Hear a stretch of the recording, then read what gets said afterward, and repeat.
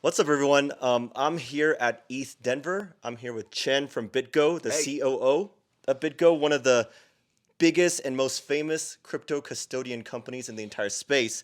And I'm really excited today because I'm going to ask him everything about regulation. And honestly, there's no one better that I know of that I can ask these questions. So if you're curious about how the crypto landscape is going to look this year and the coming years, you're going to want to tune in. And let's just dive right in. Chen, this recent regulatory blitz is kind of scary, to be honest, but I just want your high level thoughts on everything that's gone on in the past couple of months.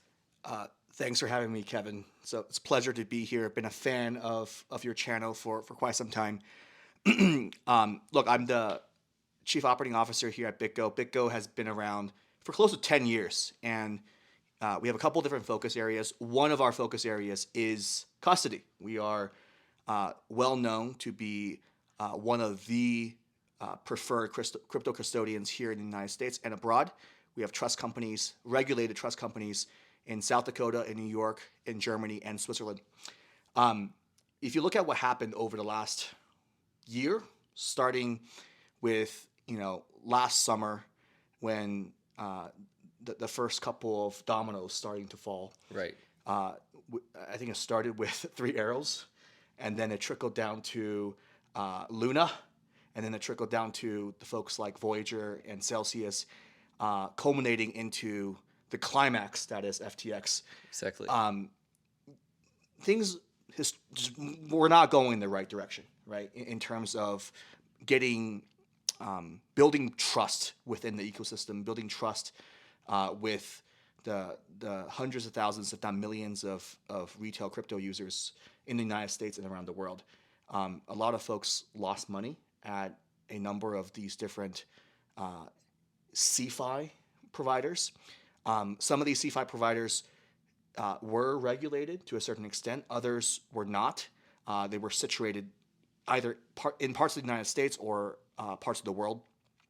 And you know, looking at what happened across these various events, this is when looking at reg within the United States, the regulators started to pay more attention to what was going on. Exactly. Before, I think there's always been some degree of scrutiny in terms of what folks were doing in this space.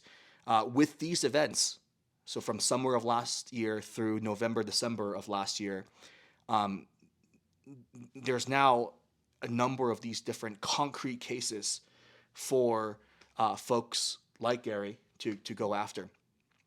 Overall, my perspective is this: um, echoing what Brian Armstrong said on camera a number of times.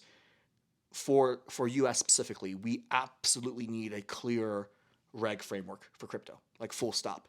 If you look at what other countries are doing, ironically, some of the other countries out there are more advanced in terms of thinking around reg than the U.S. Take Japan as an example, even South Korea, Indonesia. These are some Asian countries that have regulators that have published more thought through frameworks than the U.S. We absolutely need that. Unfortunately, what happened is we did not. We don't have that frame these frameworks set just yet. Instead of spending time thinking about how best to put together these frameworks, some of the regulators here in the United States have taken the other approach, and the other approach is the enforcement Exactly. approach. So you can spend time, get the good players in the industry to come forward, work together with the regulators to build these would-be frameworks, or you could spend time and really drum up fear in a certain way, right? Exactly. Um, Cracking down on all of these different um, you know cases. Obviously, most of them deserve to be cracked down, but when you just focus on enforcement and don't spend enough time on the framework side of the house, yeah, the resulting the resulting world is a world whereby U.S. ultimately will get left behind. Yeah, that's not good. Nobody wants that in this industry for sure. Um, so there is a theory out there that people on Twitter were kind of discussing called Operation Chokepoint 2.0. And basically, for those who don't know, it's the idea that all these different agencies that have moved against crypto companies lately, it's all coordinated. It's not a coincidence. And they call it 2.0 because in 1.0, like, I don't know, 8 years ago or something like that, they used the banking sector to try to squeeze industries to cut off access to on and off ramps. And people say they may be doing the same thing to crypto companies now. What is your view on that theory? Conspiracy theory, real, or somewhere in between? Look, I don't think it's as coordinated as some people may think. It's causality, right? Again, you have these very concrete incidents of fraud over the last 6 to 9 months, and these various agencies who is responsible for protecting retail and protecting investors, they're taking action, and it may look like it's coordinated, but it's causality, right? Bad things happened, and now the regulators are here, asking some very important and tough questions. With respect to attacking crypto from a fiat perspective, it's clear as day. It is happening, right? Crypto companies historically has had difficulty creating bank accounts, as an example, to service their would-be customers. I think after these incidents that happened in 2022, after the ramp up of these enforcement actions, more and more banks are now pumping their brakes on servicing crypto companies. And as a result, right, there are fewer banks left out there in the ecosystem, which makes everything harder. Exactly. If you look at what happened to Silvergate, right? Yeah. This is like recent events. Very recent. This is like yesterday or 2 days ago. Coinbase announced that they stopped using Silvergate. BitGo stopped using Silvergate as well, along with many other crypto service providers in the space. Silvergate was like the de facto place for crypto companies, crypto OTC desks, traders to interact with each other, to settle with each other over their SEN, their SEN network. And having Silvergate out of the picture adds a lot of pressure to ensuring that the same services that we provide can continue to exist, right? It's one massive player that's taking out of the picture, which is unfortunate. And that's too bad too, because Silvergate was like kind of a pioneer in terms of working with crypto companies and innovating. So, I mean, I don't know what's going to happen. There are rumors that they're going to file for bankruptcy or get a fire sale on their assets. But I really hope that other banks see the opportunity and learn from the mistakes before, right? So they're properly risk managing and things like that. That's right. So I want to shift gears a little bit, but staying in the U.S., the SEC proposed a new custody rule, and this directly relates to your business, BitGo. Yeah. I've seen some mixed takes on it. What is your take on it? So in TradFi, there's this actual concept called qualified custody, and there's a whole laundry list of things that you must do to be a quote unquote qualified custodian.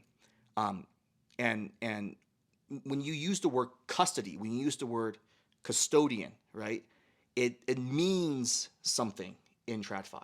It means something. It actually means something versus some of these other words that are thrown around that anybody can label themselves with.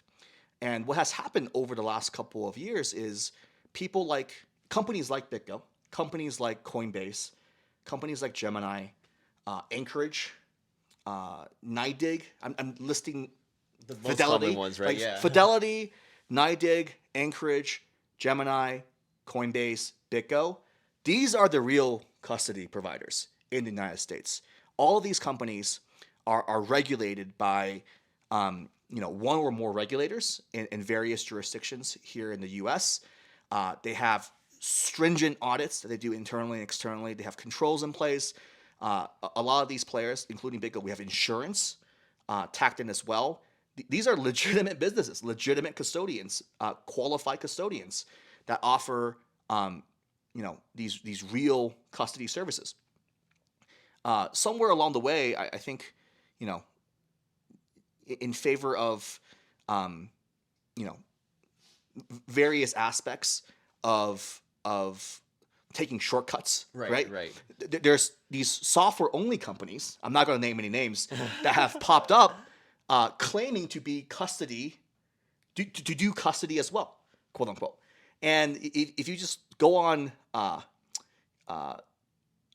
Google and look at like previous cached versions of their pages, if you open up your Gmail and look back in time at some of these companies' previous marketing messages, you will see how their mainline message changed back and forth between, oh, we're just a wallet service provider or whatever, to get the best custody solution from XYZ brand.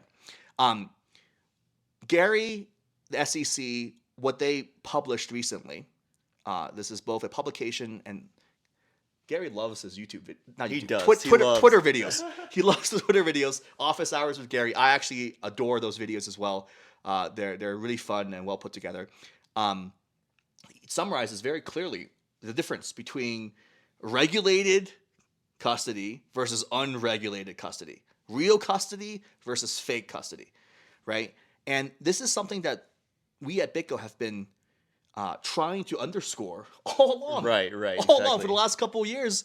The fact that, if you are a legitimate hedge fund, if you are a legitimate institution that is in need of real custody, you should go to one of these real custodians and put your assets there versus relying on your software only service provider that happen to give you wallets at a good rate, right? Anyways, so overall, like, I'm glad that there's additional clarity, at least on this front specifically, about the differences between real custody versus fake custody. And I highly encourage, like, if you're taking this seriously, like if you're a legitimate business, if you're a legitimate hedge fund, if you're a legitimate institutional player thinking about entering into the space, do your research, right? Understand the differences between what's real versus what's fake, and choose wisely.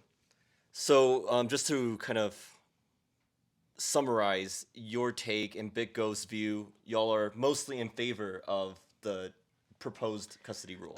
Yes, like I think furthermore, we have, like, our worldview takes it like one step further. Not only should you consider select actual custodians to help you safeguard your assets, but ultimately, if you think about the flow of funds and how things actually work, ultimately, trading ultimately will happen at exchanges, right? At these various venues. When you need to trade something, unfortunately today for most people, they need to move assets to the would-be exchange, do the trade at the exchange. If you're done with the trading and want to hold or hodl long term, especially if you have a lot of crypto that you want to hold on to, in those cases, you move your assets out of the exchange into a would-be custodian, and the custodian will help you safeguard those assets month over month, year over year, etc. These exchanges, right? Full stop. Most exchanges are not qualified custodians. Makes sense. When you deposit your assets into insert favor exchange name here, where are the assets sitting? It's most likely sitting on their hot wallet. Yeah, it's in a wallet somewhere. And then for those of you who are a bit more technically savvy, like, where is the private key? Well, guess what? The private key in most of these exchange setups is held in a database somewhere. If they're a little bit more sophisticated or using things like Amazon Web Services KMS, Key Management Service, it's held within AWS KMS. But guess what? Like, that's actually not very safe. You're literally pulling together a bunch of client funds into these massive wallets. The keys behind those wallets are inside of your AWS deployment. If your AWS account gets hacked, you're screwed. and your private key is somehow extracted, the exchange is in hot water. It's not good. If you look at our worldview, ultimately we believe there should be a segregation between exchanges and custodians. Meaning, when you onboard into an exchange, you get to select your preferred custodian, whether it's Anchorage or BitGo or whatever. You select your preferred custodian, and not only are you signing up for an account at the exchange, you're in parallel signing up for an account at the custodian. Got it. And then underneath the hood, there is ways by which the exchange is able to use BitGo to ensure that the underlying client funds are indeed protected in the way that we protect assets, which is way safer than a storing a private key in a database somewhere, right? So, and furthermore, this also adds another set of eyes on the client funds. If you go back to what happened with FTX, literally they were behind the scenes shuffling assets, client assets, back and forth between their exchange and this separate thing called Alameda, which was their hedge fund. Their hedge fund. So if the exchange and the custodian were to work together, and set up the wallets appropriately underneath the exchange, the custodian will have oversight into where the coins actually are at any given point in time. Yeah, that makes sense. And that actually leads me to my next question, which is, so like Gary Gensler, for example, talks a lot about disintermediation Yes. of all the different functions and whatnot. And right. that kind of is what you're talking about too. But I want to ask you, like, in 5 to 10 years, if we go down this path, what do crypto exchanges look like differently? Yeah. So, if you look at TradFi and you think about, buying or selling a share of Amazon or of Microsoft or Apple, what exactly is happening here, right? Like, do you create an account directly at the New York Stock Exchange or NASDAQ? No. You create an account at E-Trade, or you create an account at Fidelity. What is Fidelity? What is E-Trade? These are brokers. So you have like the buyer's broker, in this case Fidelity or E-Trade on your end. You have a slew of exchanges in the middle. I think there's 11 or so exchanges in the U.S. servicing all sorts of different securities, et cetera, that are up for sale.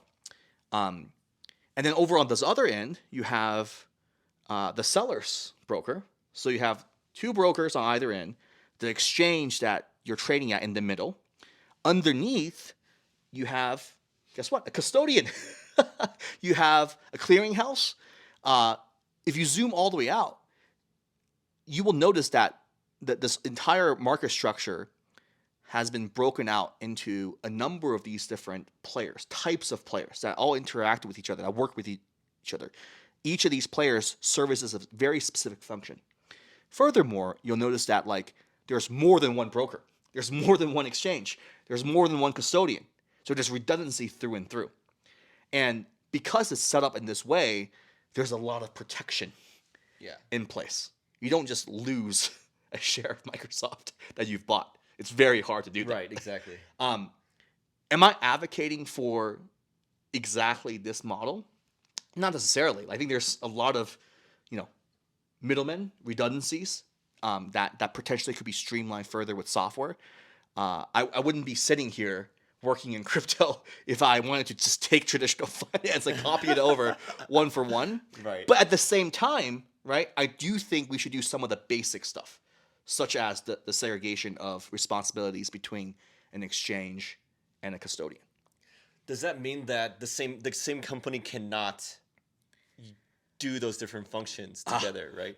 That's a very good question. So they have the saying in TradFi, the Chinese wall. Right.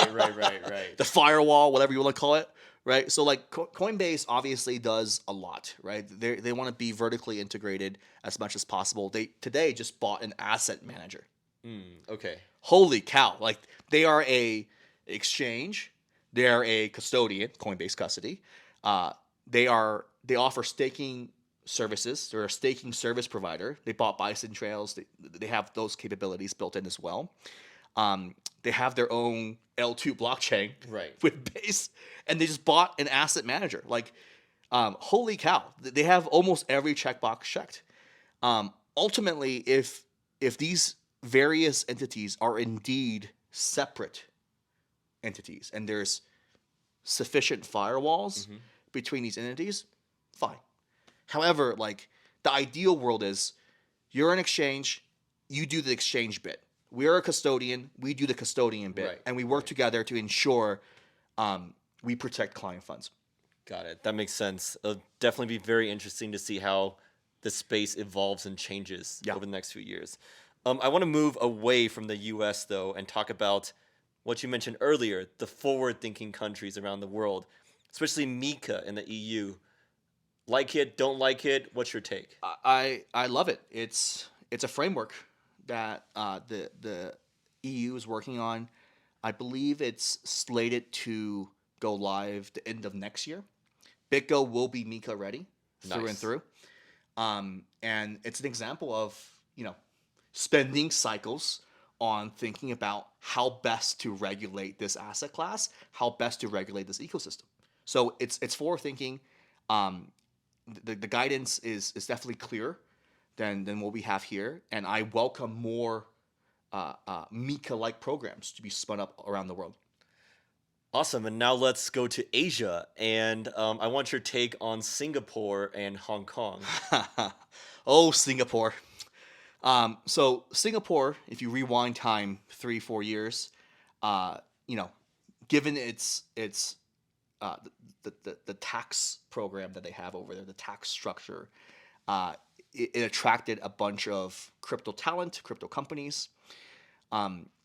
Recently, given the news that I have read, I don't think it's heading in the right direction. I think was it the son of the president or the premier of Singapore, he came out and just stated he does not want Singapore to be viewed as a crypto hub.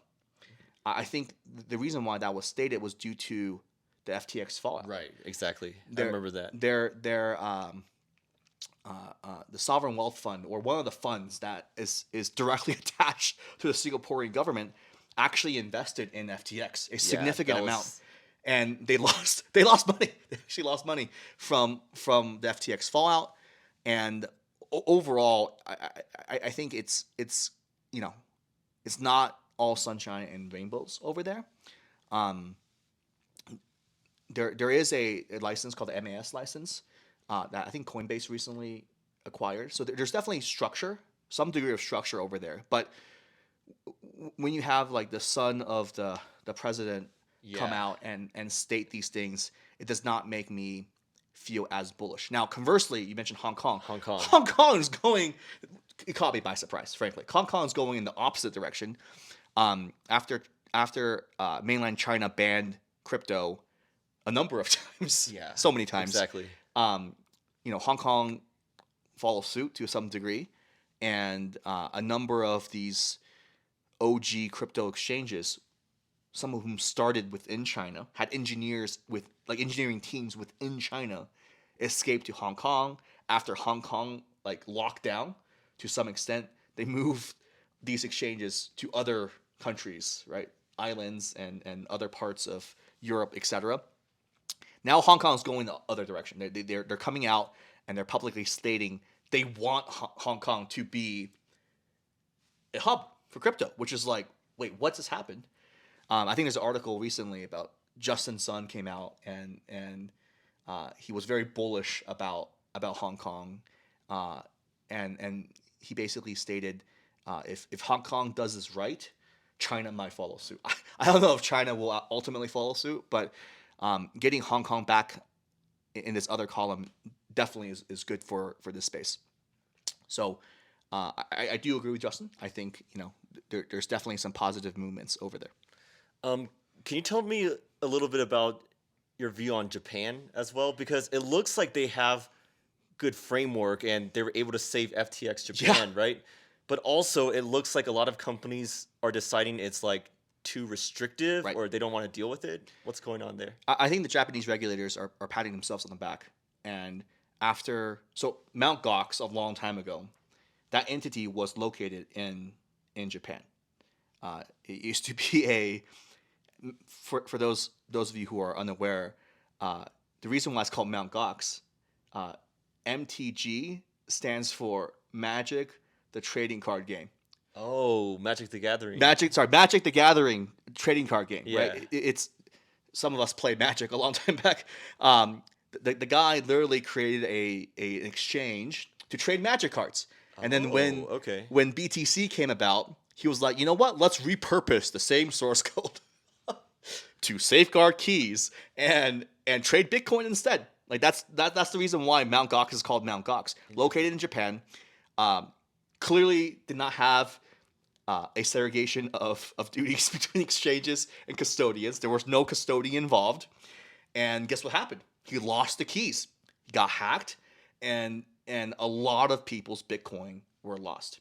And after that incident, the Japanese regulators came in and got a head start effectively on enforcing some of these actions, regulating crypto exchanges specifically. There's a number of regulations that they have, and some of them include the need to hold keys on Japanese soil. Yeah, exactly. As an example, the need to hold a certain percentage of assets in actual cold storage custody. Like you're not putting these assets in a wallet whose key is on Amazon. Like you have to do it in a more sophisticated way. A number of Japanese exchanges actually use BitGo's cold storage technology. Like we literally schlepped over an instance of BitGo, and we're licensing to these Japanese exchanges the actual cold storage tech to satisfy this regulatory requirement. Because of these protections, guess what? When I think so, Liquid, that branch of FTX that was located in Japan, when everything went down, assets were protected. And clients are now getting their coins back from that part of FTX, which is great news. It is, but I guess it's also like adds a lot of cost to their operation to make that all happen. To like satisfy all the rules. Sure. I mean, this is. I think if I were a Japanese regulator, I would be pleased with how this all panned out. Is that why some U.S. exchanges like decided not to operate in Japan anymore? Yeah, Japan is a tough space. There's a bunch of things you need to check in order to do business there, and was it pretty much like a revenue mismatch? Like they're not making enough from that to deal with that? I'm sure. Okay. It's a lot of overhead, right? Yeah. Okay, so we've talked about the recent regulation. We've talked about U.S. specific stuff, other parts of the world. I want to end back on a more personal note about BitGo. Can you? I'm kind of curious. Like, how have y'all been? Like, seeing the bear market? How has like business been in light of everything? Look, we are a OG blue chip crypto company. We've been around for close to 10 years. We're celebrating our 10-year anniversary. Oh, nice! Congratulations. Soon, thank you. And yeah, we are still here, left standing. And the reason why we're still here, left standing, is because we do things the right way. We do things the safe way. And overall, like, yeah, BitGo, along with most crypto companies, given the asset price downturn, things definitely were not as rosy as the years before. However, if you look at our pricing structure, how we price, it's a mix of SaaS, of a subscription model, versus like variable cost. So because of the subscription component, revenues haven't been impacted that much. It's been okay. That's good to hear. It's been okay. Furthermore, in this flight to safety, we are viewed as the adults in the room. Yeah, definitely. This is public news, but like the FTX assets, the assets that were recovered, are now all here at BitGo. That's as an example, right? We are like the a good sign of confidence. yeah we are the people that the people turn to when in these like situations. Right. So pretty proud of the team helping the new FTX management team resolve their issues and help protect client assets. Looking ahead, look, we are very, very confident in crypto coming back. Like, there's a reason why we're still here. The reason why we're still here is because we believe fundamentally in this asset class. There will be another cycle.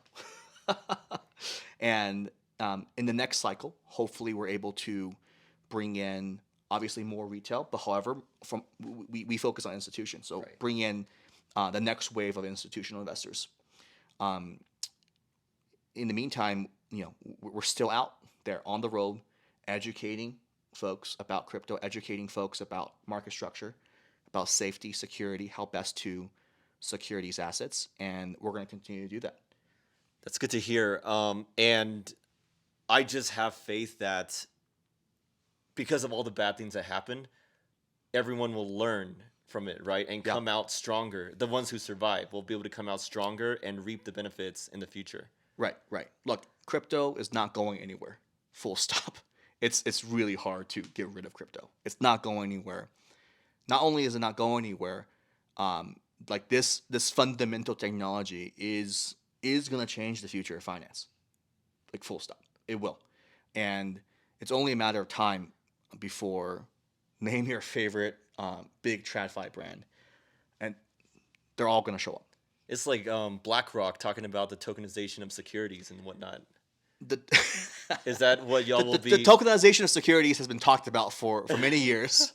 For many years. I think it's going to take a bit longer on that front. I'm talking about basic stuff, right? Like, we waited a number of years for Fidelity to finally offer the ability for you to purchase BTC Right. directly from a retail Fidelity account.